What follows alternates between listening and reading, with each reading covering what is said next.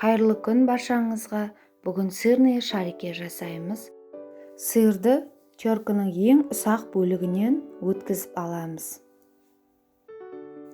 Бұл сырные шарикидің ерекшелігі 3 ингредиенттен тұрады. 5 минутта дайын болатын тіспазар, дайындығы аз ғана уақытты алатын сырные шарики. Сіздерге жасап көруге кеңес беремін. Міндетті түрде жасап көріңіздер. Үгітілген сырдың үстіне жұмыртқаның сары уысын саламыз.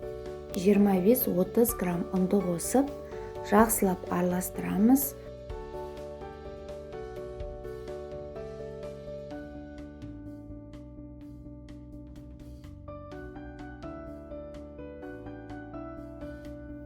Дайын болған массадан сәл ғана алып, алақанымызбен қаттырақ қысамыз, нығыздаймыз.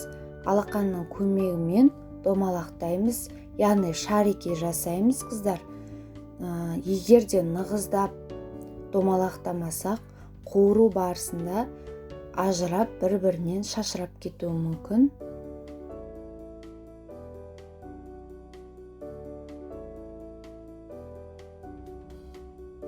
Табаға майды сәл ғана қыздырып, шариктерімізді саламыз.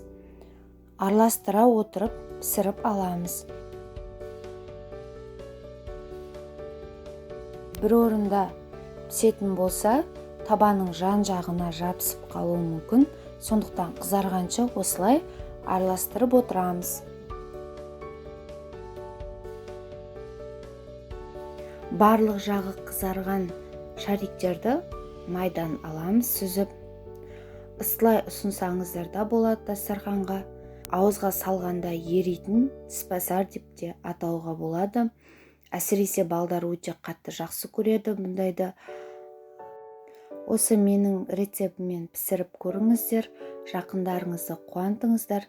Менімен бірге болғандарыңызға рахмет. Ұнаса лүпіл басып каналға тіркеліңіздер.